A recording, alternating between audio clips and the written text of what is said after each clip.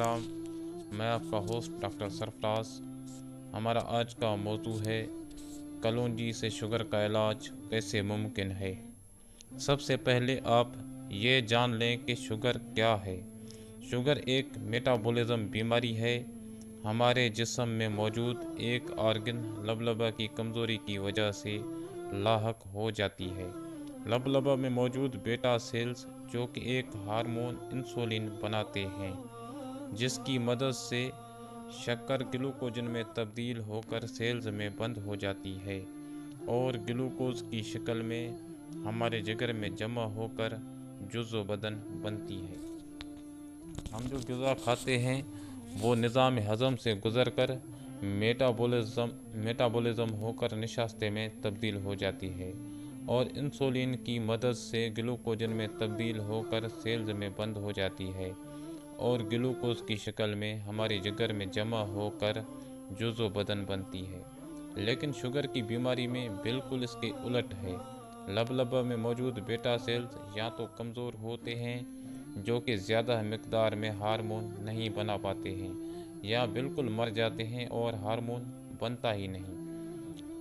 شکر گلوکوجن میں تبدیل نہیں ہو پاتا اور اسی صورت میں ہمارے خون میں شامل ہو جاتی ہے اور بہت سے کمپلیکیشنز پیدا کر دیتی ہے۔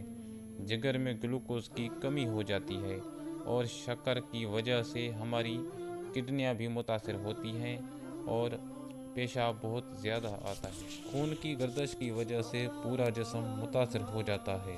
خون میں موجود چینی کی وجہ سے ہمارا دل کمزور ہو جاتا ہے اور ہمارے لنگز بھی متاثر ہوتے ہیں۔ شوگر کی زیادتی کی وجہ سے ہماری کڈنیاں گلنے لگتی ہیں، ہاتھ اور پاؤں کی انگلیاں پھٹ بھی جاتی ہیں۔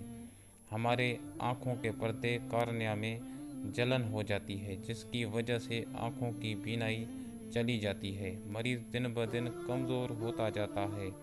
بازار میں موجود میڈیسن جو کہ شوگر کا علامتی علاج ہے، جو کہ شوگر کے بڑھے ہوئے مقدار کو فقط چند گھنٹوں کے لیے بیلنس کرتی ہے۔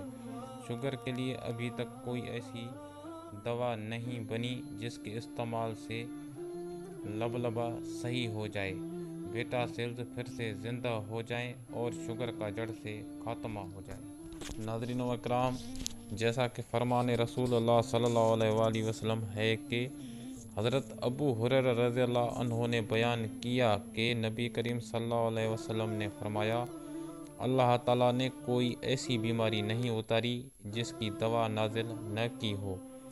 جیسا کہ ناظرین، اس حدیث پاک سے یہ بات ثابت ہو چکی ہے کہ کوئی بھی بیماری لا علاج نہیں ہے۔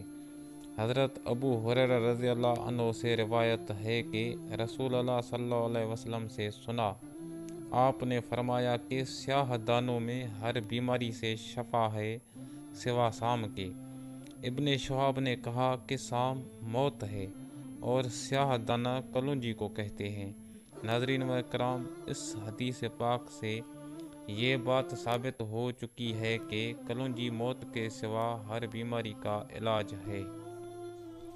لیکن یہاں پر یہ سوال پیدا ہوتا ہے کہ کلونجی کو کس طرح استعمال کیا جائے۔ کلونجی کو استعمال کرنے سے پہلے چند باتوں کا خیال رکھنا لازمی ہے۔ سب سے پہلے کہ کلونجی کا خالص ہونا لازمی ہے۔ اس کے بعد کلونجی کا ڈوز، کہ کلونجی کو کتنی مقدار میں استعمال کرنی چاہیے۔ 1/4 چائے کا چمچہ صبح کو نہار منہ لیں اور 1/4 چمچہ شام کو لیں۔ اگر قبض بھی رہتا ہو تو 1 چمچہ کلونجی کا تیل دوپہر کھانا کھانے کے بعد لیں اور 1 چمچہ رات کو کھانے کے بعد لیں۔ آپ جو میڈیسن شوگر کے لیے استعمال کر رہے ہیں اسے تھوڑا تھوڑا کر کے چھوڑ دیں۔ ناظرین و اکرام، کلونجی علامتی نہیں بلکہ اسبابی علاج ہے، اس لیے اس کے اثرات جلدی نمودار نہیں ہوتے، لیکن مسلسل استعمال کرنے سے یہ بیماری کو جڑ سے ختم کر دیتی ہے۔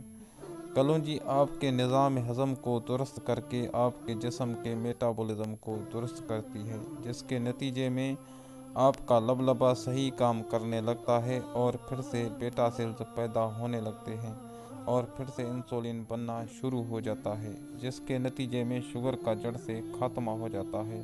ناظرین و اکرام، کلونجی کے استعمال کے دوران آلو، چاول، بڑا گوشت اور زیادہ میٹھی چیزیں بند کر دیں۔